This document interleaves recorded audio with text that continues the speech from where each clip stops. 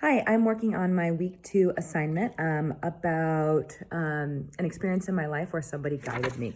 So, one, I just wanted to say something that I found interesting when I was thinking back about, um, my parents and times where they might have guided me and in what way. And what I realized is, as you mentioned, we've all been guided in many ways by our parents, even if we don't recognize it. And that's true for me as well. But I struggled a little bit to come up with an example where the guiding also included like real agency for myself and scaffolding such that I felt like I was the one who was allowed along the way to sort of have the reins and to learn and be competent. I think like a lot of times in my life, my parents taught me things, but then the objective wasn't necessarily my competence or teaching, but rather that the goal, whatever it was, be met, right? So like if it was to bake cookies, it wasn't just so that I could become a competent learner and baker and grow in my challenge, but that the cookies turned out correctly. So anytime that I might make an error, my mom, let's say, would take over and fix it. And I realized that like that is really challenging, and it's hard to feel comfortable in your skills when somebody constantly sort of finishes the task in the right way for you. And it took me a long time, like later in life, to learn how to do things on my own. So it made me think like, while most of us have been guided, we may not have always been guided well, I guess. But I can't think of one really good example, and that was when I was in college. I was a political science major, and every week we had to read a chapter from Aristotle's Politics. It was a big book.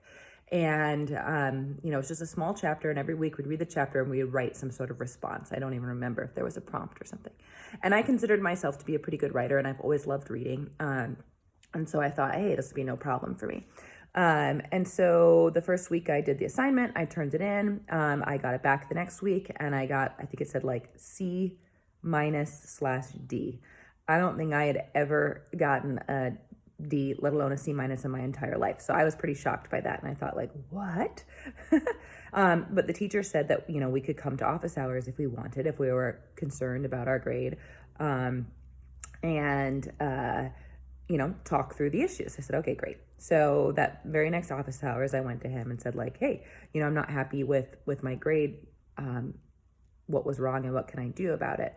And so first off, just to go back a little bit, I think that the initial regulatory pattern was that sort of structure of reading a chapter and writing a response. Reading a chapter, writing a response. We did that every week. And then after that, we'd get our paper back, and then office hours were available. So in terms of the spatial boundary zone of connection, we could go to office hours. It wasn't a place where I would feel embarrassed talking. We could just talk one-on-one in the professor's office.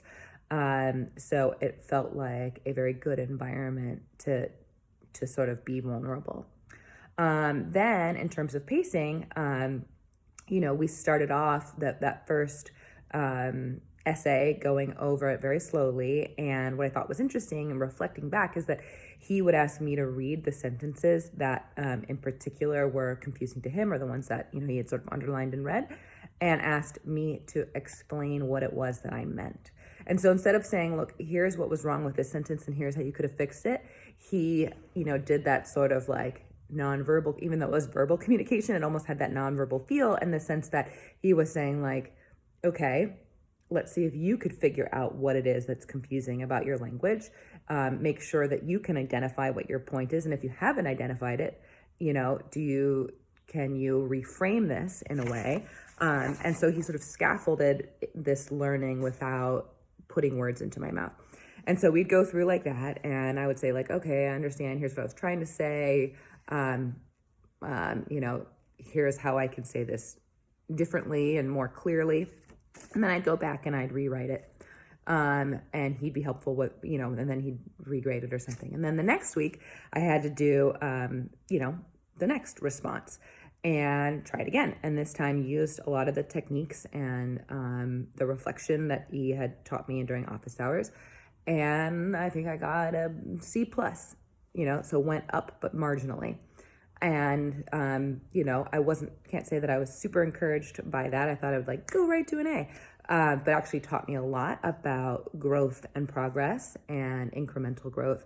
So I wasn't too discouraged, went back to office hours, went through the exact same exercise again, same pattern.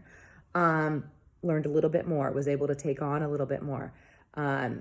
Next week, got the paper back, did the next one, got a B minus. Next week, went to office hours, worked again, got a B plus. This went on throughout the entire semester until the very last week of class. I got my last paper back, and I think I got like an A/A minus. And I really felt at that point like a competent writer. And I understood then the value of each sentence and what I was trying to communicate. I understood like what was superfluous and what wasn't. And not only had I been left with, a good grade, and that made me feel good, like I had the skills that I needed to take that anywhere else. So he taught me how to, a skill that I could then generalize. And then lastly, and this is the part that's really stuck with me throughout my entire life, is that I think like growing up, I had assumed that intelligence was static. That is something you either had or you didn't. And that I had, some, but maybe not a ton. And what he taught me was that, without actually saying it, right? But that the brain is plastic, that it is dynamic, that we grow, that you can learn these things and become the person you want to be. And the reason that really stuck with me is because at the end of the semester, he gave me an A in the class. And I came up to him afterwards and I was like, in because, in terms of an average of all my grades, I'd, had the C's and the B's and definitely didn't average out to an A. And he said, well, you're an A student now. So that's the grade I gave you. And I realized like, oh, I have become this different student.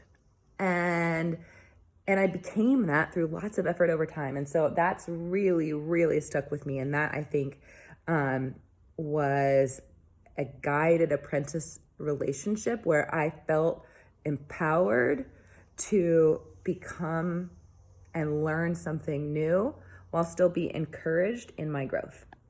That's it.